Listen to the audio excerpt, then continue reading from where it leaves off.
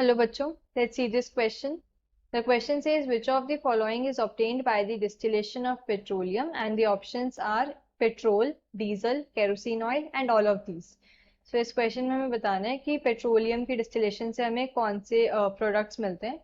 So the key concept of this question is key concept क्या है? Fractional distillation of petroleum. Fractional distillation of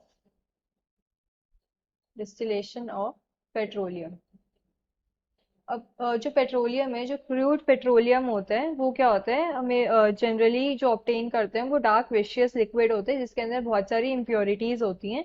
तो उसी के useful बनाने के लिए हम उसी के वेरियस कंपोनेंट्स के अंदर सेपरेट करते हैं, उसे रिफाइन करते हैं और इस प्रोसेस को हम फ्रैक्शनल डिस्टिलेशन बोलते हैं. अब जो फ्रैक्शनल डिस्टिलेशन जो एक स्पेशल टाइप की डिस्टिलेशन होती है जिससे हम क्या करते हैं, दो या दो से ज्यादा लिक्विड्स के मिक्सचर को सेपरेट करते हैं जिनके के डिफरेंट बॉइलिंग पॉइंट्स होते हैं.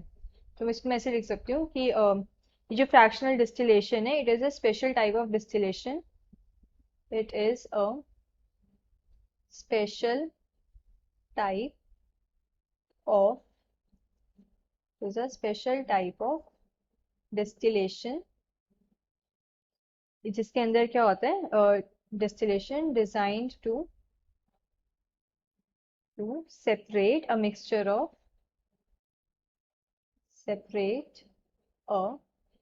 mixture of two or more liquids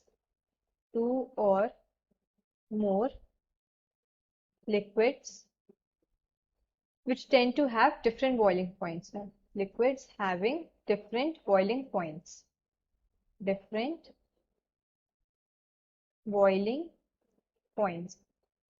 अब इस टेक्निक के अंदर क्या होता है कि हम क्या करते हैं, मिक्सचर को हीट करते हैं और फिर उसकी पार्शियल कंडेंसेशन होती है. एक फ्रैक्शनेटिंग कॉलम लगा होता है जिसके अंदर वेपर्स जो होते हैं, मतलब जो लिक्विड जिसका लो बॉइलिंग पॉइंट होता है वो पहले ही इवेपोरेट होता है और उसके वेपर्स हमारे कलेक्ट होते हैं फ्रैक्शनेटिंग कॉलम के अंदर. वहां पर क्या है, ये कंडेंस हो जाते हैं और लोअर बॉइलिंग पॉइंट वाला जो लिक्विड है वो हमें अलग मिल जाता है और हायर बॉइलिंग पॉइंट वाला लिक्विड हमारा रह जाता है.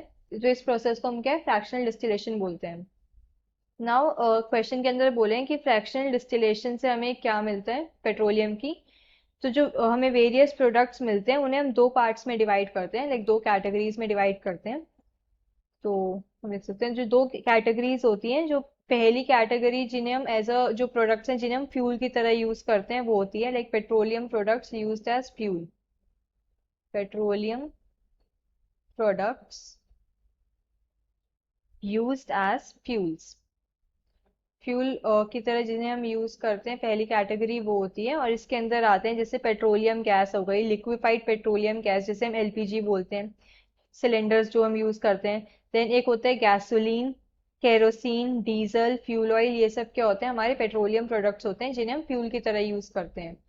ये होते हैं like LPG, petrol, diesel and kerosene oil. ये सब होते हैं जो हम फ्यूल्स की तरह यूज करते हैं. एंड सेकेंड कैटेगरी क्या होती है, सेकेंड कैटेगरी होती है जो हम फ्यूल्स की तरह यूज नहीं करते हैं, like petroleum products not used as fuels. Petroleum products not used as fuels. Not used as fuels. इसके अंदर क्या आता है, जो पेट्रोलियम ईथर होता है, lubricating oil, grease, jelly, paraffin wax, asphalt, ये सब इसके अंदर आते हैं. अगर मैं लिखूं like paraffin wax and jelly, asphalt et cetera, ये सब क्या होते हैं, पेट्रोलियम प्रोडक्ट्स जो हम फ्यूल्स की तरह यूज नहीं करते.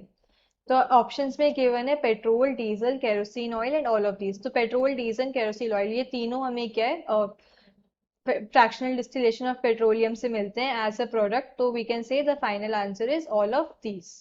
Hope you understood this well. Best of luck.